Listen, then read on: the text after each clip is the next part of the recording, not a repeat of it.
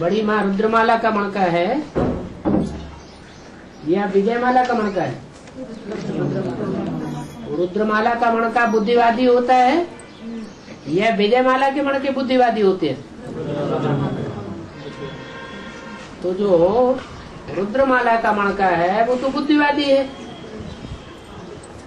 वो साक्षात्कार से बात को समझेगा या बुद्धि से समझेगा?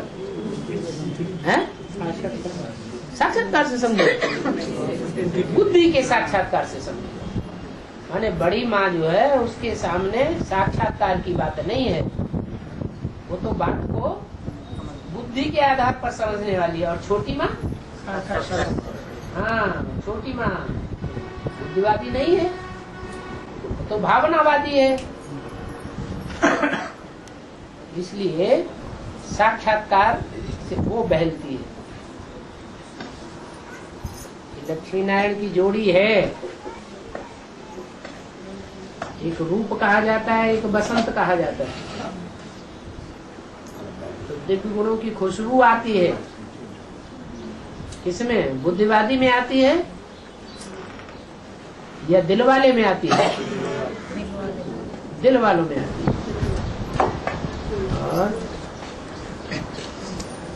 दीदी मम्मा को कहते हैं, फिर दीदी मम्मा को कहते हैं, फिर दीदी यमुना को कहते हैं क्या? नहीं, कश्यप ऋषि की 2 पत्नियां बताई गई, उनका नाम दिया है प्रजापति पिता कश्यपी ब्रह्मा। उनसे सृष्टि पैदा हुई। 2 पत्नियां थी, एक अदिति बड़ी और अदिति छोटी। दिति से दैत्य पैदा हुए। दैत्य होते हैं अद्वैत युग में या द्वैत युग में? हाँ? दैत्य होते हैं द्वैत युग में और अद्वैत होते हैं अद्वैत युग में। सत्युग त्रेता है अद्वैत युग और द्वापर कलयुग है दैत्यों का युग। यज्ञ के आदि में स्थापना हुई।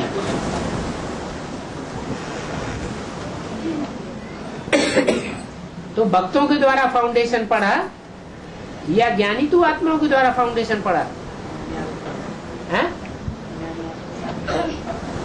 फाउंडेशन किसके द्वारा पड़ा है? ज्ञान था शुरुआत में? ज्ञान तो था ही नहीं। कहे कि प्रजापिता में शिव ने प्रवेश करके ज्ञान दिया, तो वो ज्ञान अधूरा था या संपूर्ण था? ज्ञान ही अधूरा था, खुद प्रजापिता ही फेल हो गया।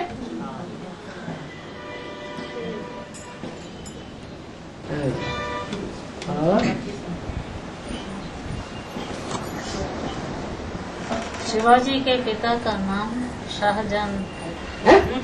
शिवाजी के नाम, पिताजी का नाम क्या है? शिवाजी के पिताजी। शिवाजी हिंदू है, शाहजहां मुस्लिम। ऐसा होता है। पिता का नाम क्या है? शिवाजी का। शाहजी।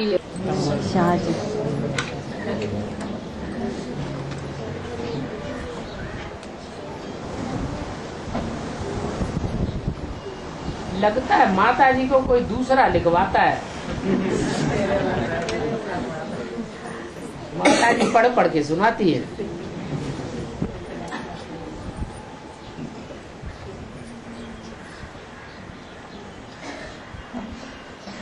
बाबा अहल्या ने सर्प को ले आई तो है? अहल्या ने सर्प को ले आई तो हाँ, अही माने ही सर्प और ले आ माने ले आई।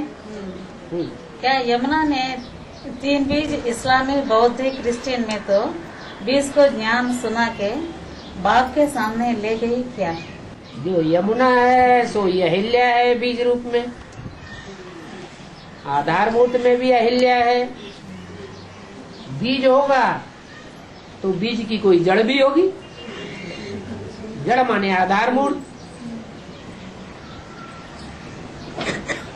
बीज माने बाप समान।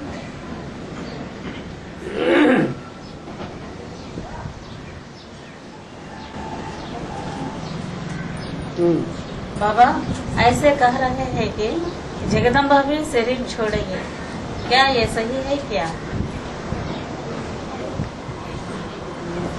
जो भी आत्माएं पुरुषार्थ पूरा नहीं करेंगी तो शरीर छोड़ना पड़ेगा। भक्ति मार्ग के संस्कार थोड़ी भी रह जाएंगे तो शरीर छोड़ना पड़ेगा।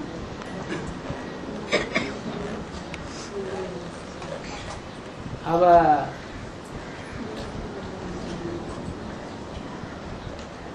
ज्ञान मार्ग का पक्का और ज्ञान मार्ग के कच्चे, कौन कौन से धर्म वाले ज्ञान मार्ग के पक्के कहे और कौन कौन से धर्म वाले ज्ञान मार्ग के कच्चे कहे हैं? हैं? तुम हो देवी देवता सनातन धर्म के पक्के, तो सूर्यवंशियों को पक्के कहें या चंद्रवंशी, इस्लाम वंशी, बौद्ध वंशी, क्रिश्चियन वंशी, कोई को भी पक्का कहे? सूर्यवंशियों को भी पक्का कहे। तो माला में भी पक्के हैं सूर्यवंशी के बीज, और धर्मों की जो बीज हैं उनको पक्का नहीं कहेंगे। चंद्रवंशियों का बीज कौन है? मूल। रुद्रमाला में चंद्रवंशियों का मूल बीज कौन है? हैं? जगदम्बा। तो अपने को कन्वर्ट करके वो सूर्यवंशियों की सहयोगी बन पाती है 21 जन्म के लिए? है? बनती है? नहीं बन पाती। क्यों नहीं बन पाती? क्योंकि पूरे पूरे अपने संस्कारों को चेंज नहीं कर सकती।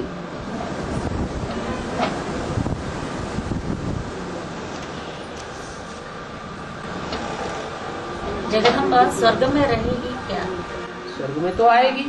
जगदम्बा संग में रहेगी, स्वर्ग में रहेगी। 84 जन्म भी लेगी, लेकिन पूरे 84 जन्म नहीं लेगी। क्या ये सही है ये बाबा? क्या?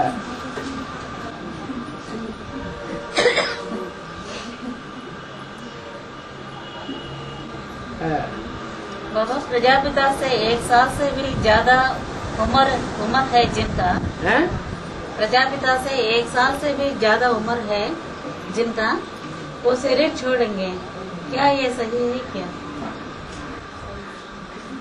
मैंने प्रजापिता की उम्र है 42 जन्म,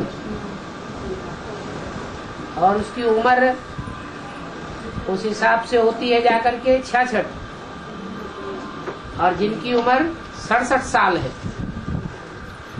माना प्रजापिता ने जब शरीर छोड़ा होगा उससे 1 साल पहले ही वो शरीर छोड़ करके जन्म ले गए।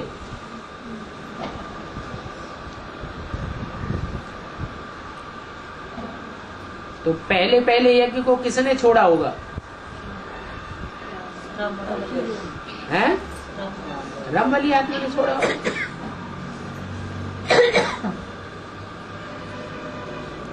इससे साबित होता है कि दूसरी आत्माएं जिनकी उम्र ज्यादा है वो तो फिर उस लिस्ट में ही नहीं आते।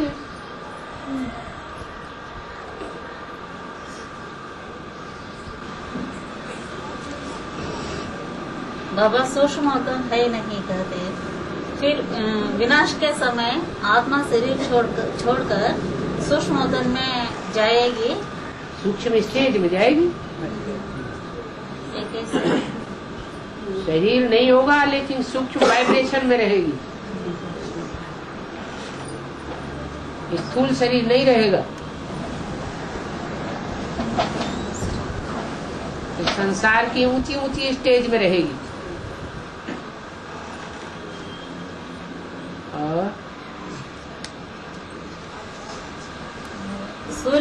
छोड़ करके चंद्रवंशी से लेकर सारे धर्म वाले शरीर छोड़ेंगे क्या? अरे अभी अभी तो बताया, अभी बताया, भूल गए? तुम हो देवी देवता सनातन धर्म के पक्के, जो देवी देवता सनातन धर्म के पक्के 84 जन्म लेने वाले हैं,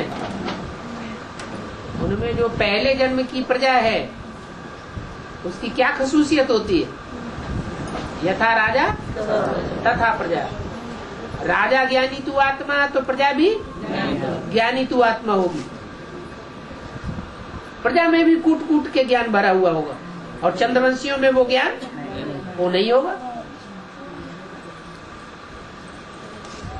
ज्ञान माने पहचान।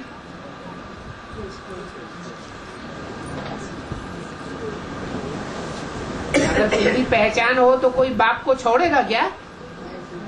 है? नहीं छोड़ेगा। पहचान नहीं होती है तो छोड़ना होता है, दूसरों को पकड़ना होता है, भटक जाते हैं। भक्ति मार्ग में भटकते हैं, ज्ञान मार्ग में भटकते हैं। ज्ञान मार्ग में तो पक्का ठिकाना मिल जाता है। एक ठिकाना मिल गया तो इधर उधर क्यों भटकेगा, धक्के क्यों खाएगा?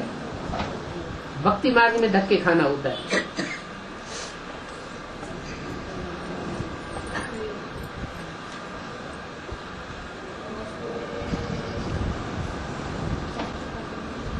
बाबा शरीर छोड़ना माना देहभाव छोड़ना या स्थूल शरीर छोड़ना है? बाबा कौन सा सिखाते हैं? स्थूल शरीर छोड़ना सिखाते हैं या देहभान छोड़ना सिखाते हैं? बाबा तो हमें सिखाते ही है जीते जी मरना। जीते भी रहे लेकिन देहभान से पूरे मर जाए।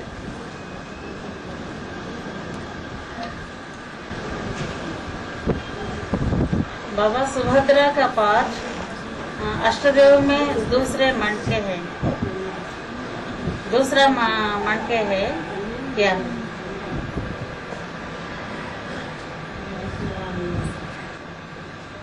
ये सही? उड़ीसा में जगन्नाथ का मंदिर दिखाते हैं। जगन्नाथ के मंदिर में कौन कौन सी मूर्तियां दिखाई है? कृष्ण, बलराम और सुभद्रा।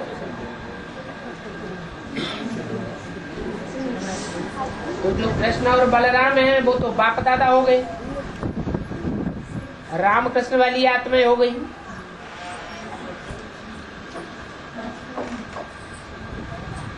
सु माने क्या और भद्रा माने क्या है? सु माने सुंदर और भद्र माने कल्याणकारी। सुंदर रूप से सभी का कल्याणकारी।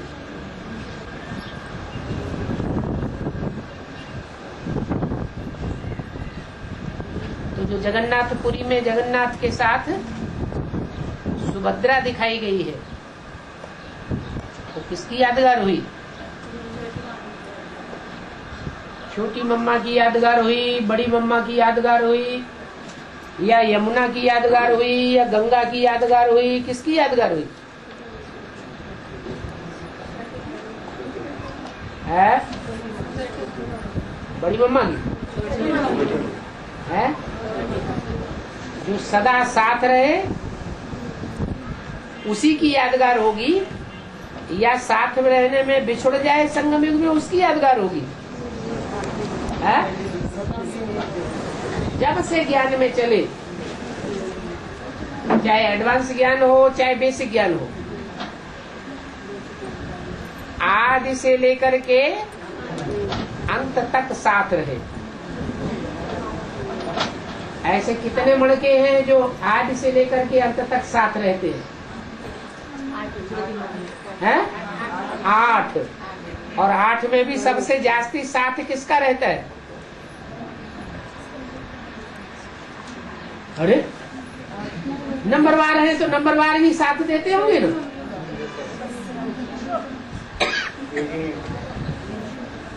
नंबर 1 का साथ देने वाले 7 हुए ना, तो वो 7 नंबरवार होंगे या बराबर होंगे? नंबरवार होंगे। तो उनमें जो पहला है वो सबसे जास्ती साथ देता है, इसलिए जगन्नाथ मंदिर में साथ दिखाया जाता है सुभद्रा को। इसलिए भक्ति मार्ग में कहते हैं शंकर जी को कौन सी नगरी प्यारी है? काशी नगरी प्यारी है।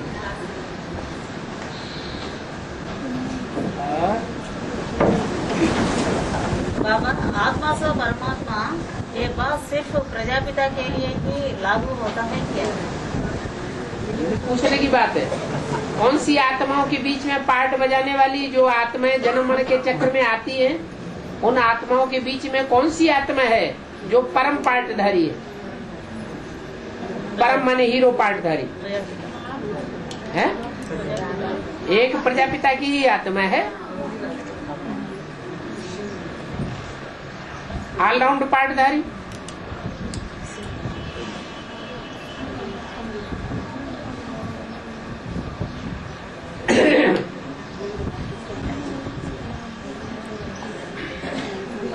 बड़ा लंबा चौड़ा चक्कर।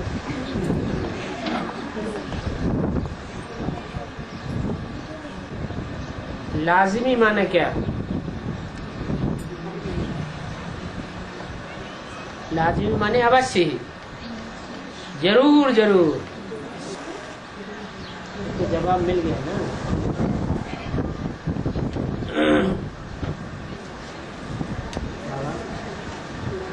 ब्रह्मा ही रावण बनता है? ब्रह्मा रावण नहीं बनता है, बनाता है। ब्रह्मा रावण का बाप है। रावण है काम क्रोध लोभ मोह अहंकार, पृथ्वी जलवायु अग्नि आकाश, 5 तत्व और 5 विकार, ये रावण के रूप है। और इनका बाप है देवभान। वो देवभान ब्रह्मा का रूप है। ब्रह्मा की रात ब्रह्मा के दिन बोलते हैं। माना ब्रह्मा है माता का पार्ट। माता में देवभान रहता ही रहता है।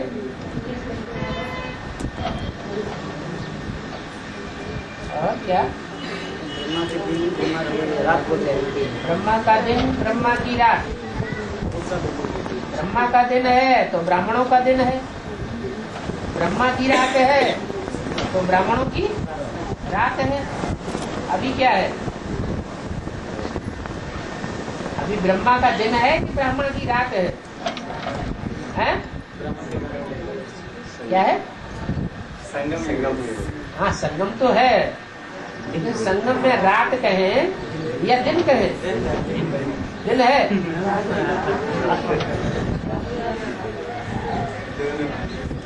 दोनों है। अनिश्चय माने रात और निश्चय माने दिन।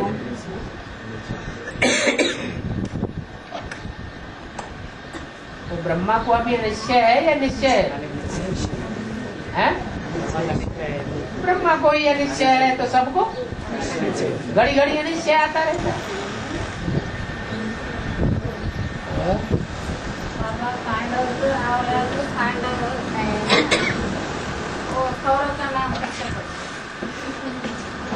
जो कहते हैं हम करके दिखाएंगे, हम स्वर्ग स्थापन करेंगे, हम स्वर्ग बनाएंगे, वो करेंगे करेंगे कुरु कुरु हो गए।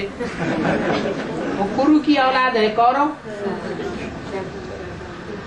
और पंडा की औलाद है पांडव। पंडा उसे कहा जाता है जो पार लगाता है। पार लगाने वाला है एक भगवान।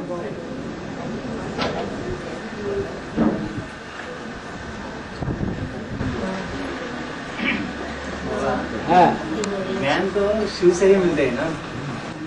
ज्ञान देने वाली आत्मा है शिव। शिव वो तो सत्यप्रधान है। बना करता है वो देवभान में तो नहीं आते हैं, सब कुछ नहीं। हाँ जी, देवभान में नहीं आती तो नहीं आते। तो ज्ञान तो शतप्रधान से ही आना चाहिए ना। चार अवस्थाओं में क्यों गुजर रहे हैं? और क्या समझते कि रामकृष्ण की आत्मा ज्ञान देने वाली है? ऐसे बाबा बोल रहे हैं ना, ज्ञान भी ऐसा 4 अवस्था में गुजरती है। मनुष्यों के अंदर की बात बताई, परमात्मा सुप्रीम सोल की बात नहीं बताई कि 4 अवस्थाओं से गुजरता है। वो तो शतप्रधान ही है। जिसमें प्रवेश करता है या जो बच्चे उनके संसर्ग संपर्क में आते हैं, उन सब का ज्ञान 4 अवस्थाओं से पसार होता है। शिव नहीं 4 अवस्थाओं से पसार होता है। जो चक्कर में आवे, जो गिनती में आवे, शिव को चक्कर में आवेगा कहेंगे? फिर तो 4 अवस्थाओं में कैसे आएगा? 4 अवस्थाओं के चक्कर में आत्माएं आती हैं या सुप्रीम सोल आता है? आत्माएं आती हैं।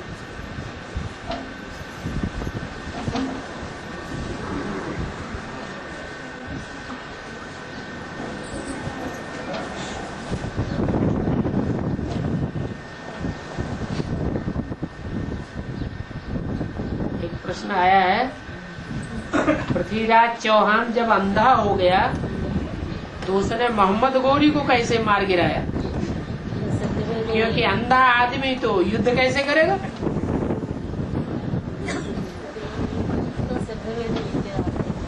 उनको प्रैक्टिस थी आवाज भेदी बाण मारने की, क्या बिना देखे, शिकार को देखा नहीं, लेकिन आवाज आई कहीं से, पीछे से आई, दाएं से आई, बाएं से आई, देखा नहीं, और आवाज के आधार पर बाण मार दिया। एक्यूरेट उसी जगह पर जाके लगा जहां से आवाज आई। तो देखने की बात है क्या इन आंखों से? हैं? तो ऐसे ही मोहम्मद गौरी को इशारा मिला उसे, 4 बांस 24 गज अंगुल अष्ट प्रमाण, ताऊ पर सुल्तान है मत चूके चौहान। क्या 4 बांस ऊपर और 24 गज और 8 अंगुल ऊपर पृथ्वीराज को इशारा दे दिया कविता करके, क्योंकि मोहम्मद गौरी तो हिंदी इतनी जानता नहीं था, तो कविता बोल दी और इशारा दे दिया, इतनी ऊंचाई पर बैठा हुआ है, अभी चूकने की बात नहीं है। उधर ही उन्होंने निशाना बांध दिया।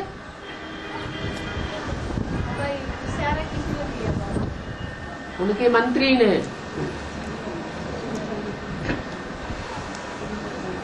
जो कवि था बड़ा भारी,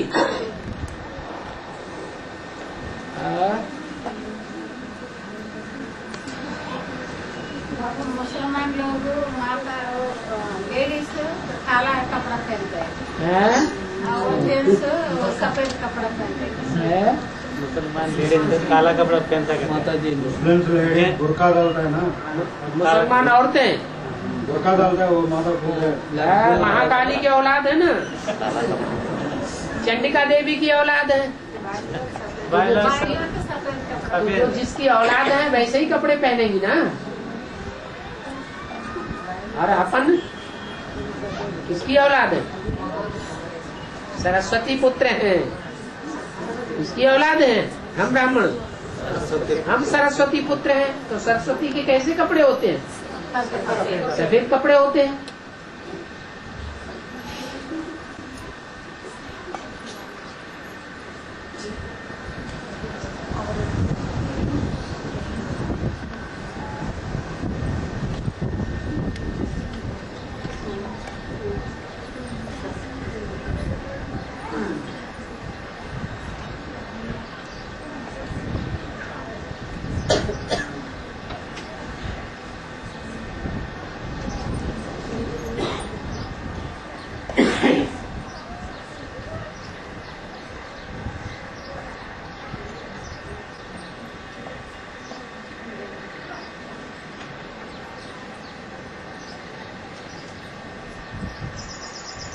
शिवाजी, महाराणा प्रताप, पृथ्वीराज कोई लास्ट राजाएं थोड़े ही हुए हैं दिल्ली के। पृथ्वीराज चौहान तो कलयुग के आदि का है, महाराणा प्रताप मध्य के हैं और शिवाजी तो औरंगजेब के जमाने का है। जब मुगलों का पतन होने लगा,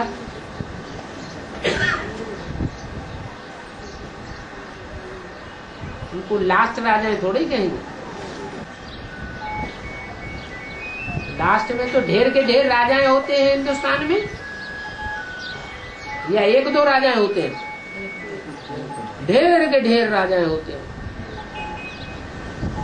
अंग्रेजों के जमाने में कितने को महाराजा का टाइटल मिल गया।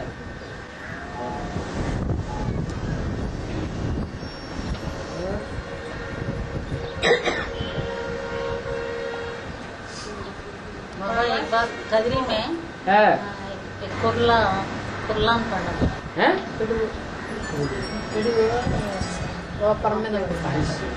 आकाश से अपनी भाषा में बोल दो। కదిరిలో ఒకసారి పిడుగుపడి నరసింహస్వామి దేవాలయం గోపురం మీద పడి రెండు వైపులా చెట్టిందంట गोबर है? मंदिर का ऊंचा गुम्बद होता है, उसके ऊपर पिड़ुग पिड़ुग बोलते हैं ऊपर वो क्या आकाश में बिजली होती है बाबा, वो बारिश बारिश आने का समय बारिश पड़ते समय वो फट के निकल के इसमें मोला से आता है। ये बोल रहे थे वो। प्रकृति में तो बिजली गिरे, बिजली गिरती है। हाँ बिजली गिरती है ना। हाँ। वो मंदिर में छोटी में गिरे, वो हाँ। छोटी जो है वो फट गए इधर खदरी में। हाँ हाँ, खदरी में वो तो क्या बड़ी बात हो गई। मारते हैं।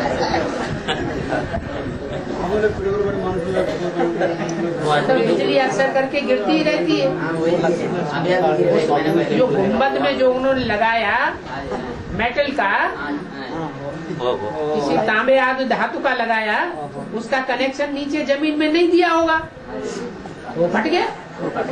हाँ? उसका तार के द्वारा नीचे अगर कनेक्शन दिया होता तो बिजली नीचे जमीन में चली जाती, फटने की बात ही नहीं रहती। अभी अभी 1 महीना पहले होगा। हाँ, खदरी में। और हो रहा है इधर। तो सब होना ही है।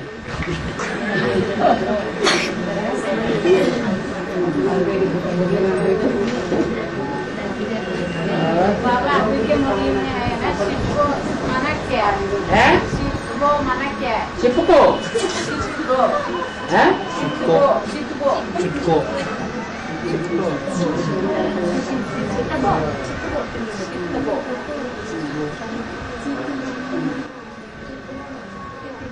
क्या बोला वो अभी भी मुरली में है ना, चित्तबो चित्तगो क्या चित्तगो पट्टगो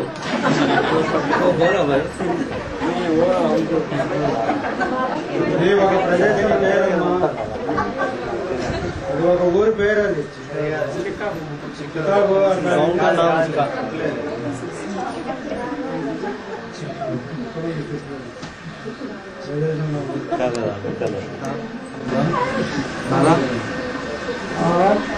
बाबा त्रिमूर्ति बाबा शिव कहता है ना, त्रिमूर्ति से। हाँ। इसमें बाबा छोटी माँ, बड़ी माँ और रामवारी आत्मा और लेकर इसमें 4 हो गया ना। मूर्ति कहाँ है? बेड़िया का मूर्ति अभी लेखराज की है, बेटा से फिर कैसे गिनेंगे? मूर्ति आदि की में मूर्तियाँ चाहिए, आदि में विश्व विजय करके दिखलावे। आदि में आज की बात, झंडा जो झंडारोहण किया जाएगा, जो झंडा के 3 कपड़े सारे विश्व के ऊपर विजय प्राप्त करेंगे, वो प्रैक्टिकल में मूर्तियाँ चाहिए या मर गई सो चाहिए? प्रैक्टिकल में चाहिए। तो 3 मूर्तियाँ कौन सी होंगी? झंडा ऊंचा रहे हमारा, विजयी विश्व तिरंगा प्यारा, विश्व विजय करके दिखलावे। वो कौन से 3 कपड़े हैं जो सारे विश्व के ऊपर विजय प्राप्त करते हैं? ब्रह्मा का। इसमें मीडिया कौन मिलता है, निमित्त कौन मिलता अरे पहले ये बताओ, ब्रह्मा का कपड़ा है? वो तो है ही नहीं। वो ब्रह्मा की आत्मा जिस बड़ी माँ में प्रवेश करती है, वो जगदम्बा हुई ब्रह्मा। प्रैक्टिकल में कपड़ा इसलिए वो हरे रंग का कपड़ा वो हो गया।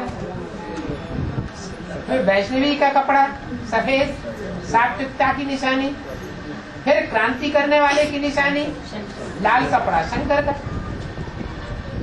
ये 3 प्रैक्टिकल कपड़े हैं जो सारे विश्व के ऊपर मिलकर के विजय प्राप्त करते हैं। इसलिए ब्रह्मा की यादगार नहीं है 3 मूर्तियों में। प्रजापिता ने फेल हो गया, कब वो सिरिच आगे के आदमी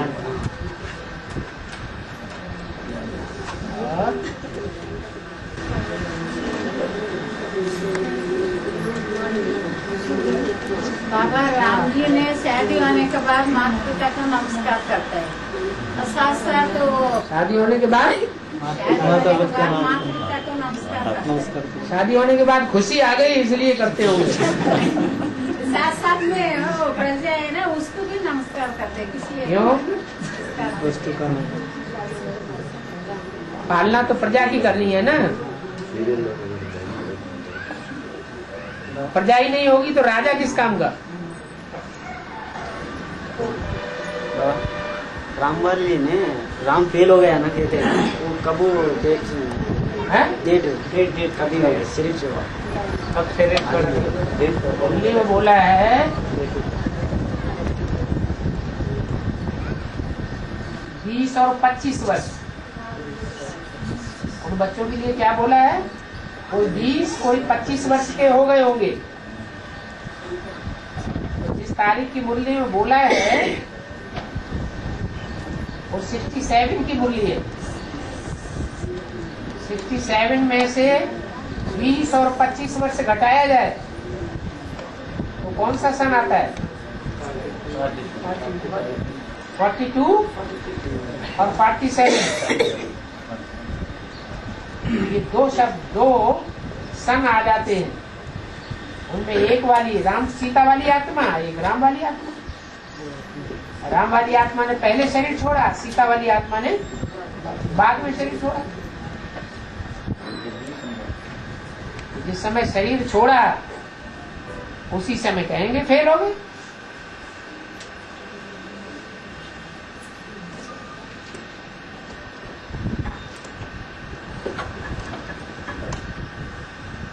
यज्ञ में आदि से अंत तक बने रहे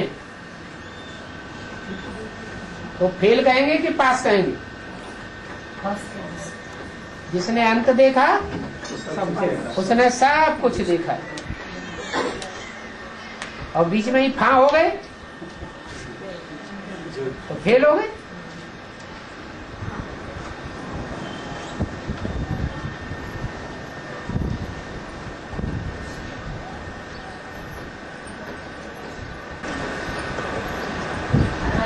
पिताजी दशरथ है ना बाबा? अच्छा दशरथ है अभी? वो कौन है बाबा? अभी दशरथ है कोई? रथ माने क्या? रथ माने शरीर। और 10 माने क्या? 5 और 5 10। तो झाड़ के चित्र में नीचे कितनी जड़ें हैं? 10 जड़ें हैं। 5 इधर और 5 इधर। ये 10 जड़ें जो हैं राम वाली आत्मा तो 76 से प्रत्यक्ष होती है। तो 76 से पहले कोई 10 जड़ें हैं ब्रह्मा के जमाने की जो राम वाली आत्मा की पालना करती है। वो ही दशरथ हो गए। उनमें यज्ञ के आदि वाला प्रजापिता भी शामिल है। वो भी एक रथ हो गया जिसके लिए मुरली में बोला राम ही रावण बनता है। सबसे बड़ा रथ वो हो गया। रावण को भी कितने रथ होते हैं? 5 10 रथ।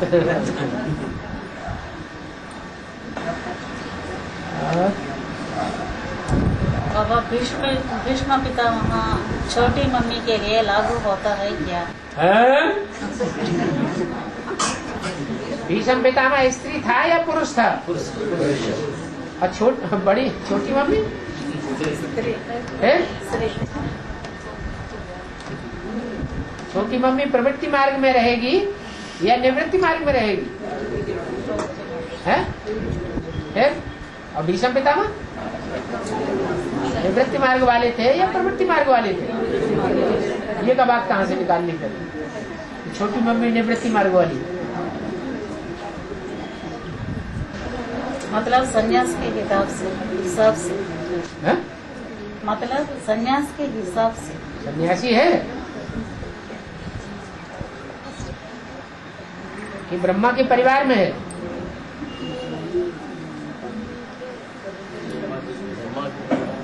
हाँ, जो ब्रह्मा को मानने वाले हैं वो तो ब्रह्मा के परिवार के हो गए। जो ब्रह्मा को भी नहीं मानते, मुरलियों को भी नहीं मानते, वो हो गए निवृत्ति मार्ग वाले।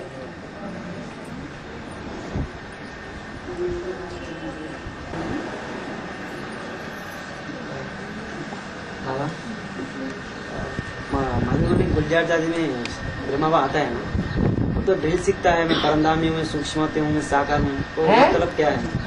सूक्ष्मते में बताते हैं ना, मैं परंदामी निवासी हूँ। ड्रिल सिखाते हैं, ड्रिल सिखाते हैं। कौन सा मतलब है? परंदाम निवासी, सूक्ष्म निवासी, स्वर्ग का निवासी। 1 मिनट के लिए बताते हैं, ड्रिल सिखाते हैं। कौन? गुलजार जाति में आते हैं। बीके वालों की सिखाते हैं, उनकी बात क्यों उठाते हैं? बाबा मुरली में क्या सिखाते हैं वो बात उठाओ ना। बीके वाले उल्टा ज्ञान देते हैं या सीधा ज्ञान देते हैं? उनकी बातें उठाने। ब्रह्मा बाबा को बुलाते हैं ना, वो मेरे ब्रह्मा बाबा को बुलाते हैं ना गुलजार जाति में। तब सब दूसरी देकर 1 मिनट के लिए शांत हो जाओ, ब्रह्मा बोलते हैं ना गुलजार जाति में। वो मतलब क्या है? दिल सिखाते हैं। मैं परंदा में निवासी हूँ और सूक्ष्मती निवासी हूँ और स्वर्ग का निवासी हूँ बोलता है। तो ब्रह्मा ने खुद आकर बोल रहा है ना। क्या पूछना चाहते हैं? दिल ना अपनी भाषा में बोल दे, कोई तो समझेगा, हम नहीं समझेंगे तो क्या? अव्यक्तवाणी में ब्रह्मा बाबा ने 1 मिनट के लिए ड्रिल सिखाते थे बाबा। है? अव्यक्तवाणी में ब्रह्मा बाबा ने समान में साकारी आकारी निराकारी 1 मिनट के लिए ड्रिल सिखाता है। 1 सेकंड में साकारी हो जाओ, 1 सेकंड में निराकारी हो जाओ, 1 सेकंड में आकारी हो जाओ। मतलब क्या है? इसका मतलब ये हुआ कि साकारी हो जाओ माने देह भान में है, अभी भाषण कर रहे हैं, बोल रहे हैं, कोई काम कर रहे हैं कर्म इंद्रियों से, तो साकारी स्टेज है। अब 1 सेकंड में हम जैसे कि बुद्धि से त्याग दिया, कर्म इंद्रियों से कर्म करना भी बंद किया, आंखें होते हुए भी, खुले होते हुए भी जैसे हम उड़ गए, तो ये दुनिया देखने में नहीं आती है। जहाँ बुद्धि मन जहाँ पहुंच गया बस वहाँ की स्टेज हो जाती है, तो अव्यक्त हो गए। उस अव्यक्त में 2 तरह की स्टेजेस है। एक है मनन चिंतन मंथन की स्टेज, ज्ञान की स्टेज, या नई दुनिया की स्टेज, या नई दुनिया की प्लानिंग की स्टेज, वो है आकारी स्टेज। और इससे भी ऊपर एक और स्टेज है जहाँ सिर्फ बिंदु है, निराकारी स्टेज। तो 1 सेकंड में निराकारी हो जाओ, 1 सेकंड में मनन चिंतन मंथन में चले जाओ, और 1 सेकंड में जब चाहो तब कर्मेंद्रियों के कर्म करने की स्टेज में आ जाओ। ये 3 अवस्थाएं बताई अव्यक्तवाणी। ये प्रैक्टिस घड़ी घड़ी करना है। अभी अभी साकारी, अभी अभी आकारी, अभी अभी निराकारी।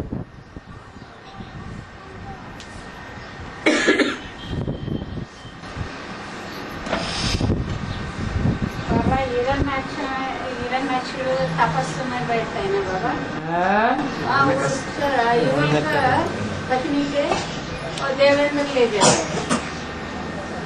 और तपस्या करने का समय हिरण्याक्षर क्या क्या टीवी में देखते रहते,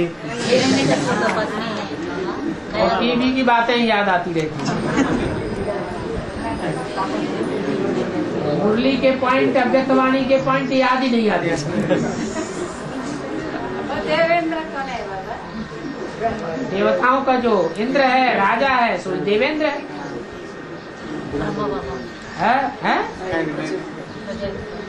देवताओं का जो राजा है वो देवेंद्र है।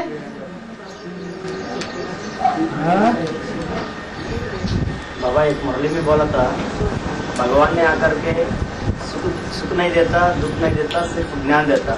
ठीक है, तो लेकिन भक्ति मार्ग में, भक्ति मार्ग में भगवान ही सब कुछ देता, ऐसा क्यों गायन हुआ? भगवान देता है सब कुछ, दुख तो देता है भगवान, दुख भगवान देता है नहीं बाबा, ऐसा गायन हुआ ना भक्ति मार्ग में। भगवान रास्ता बताता है। इस बात लेकर के ऐसा गायन हुआ, इसी बात को लेकर के कि भक्ति मार्ग में ज्ञान को पूरा समझते नहीं है।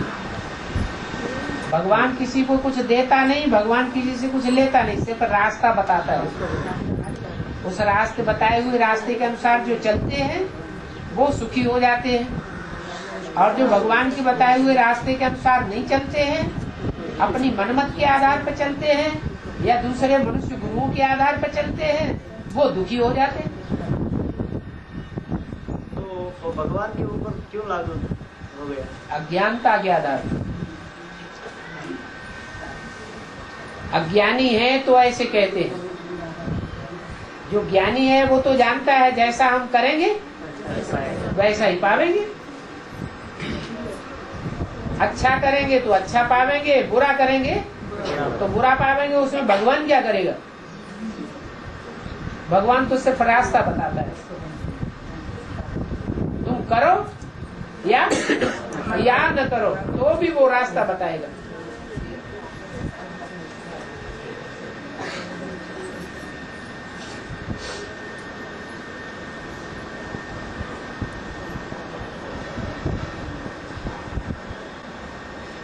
जो बच्चे नहीं करते हैं तो भगवान को बुरा नहीं लगता कि इन्होंने हमारी बताई हुई बात, हमारे बताए हुए डायरेक्शन को फॉलो नहीं किया।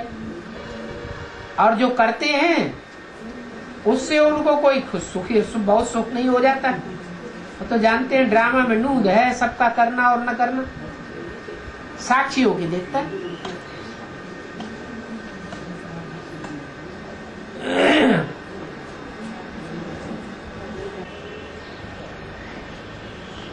चलो बादल आदल आ रहे हैं।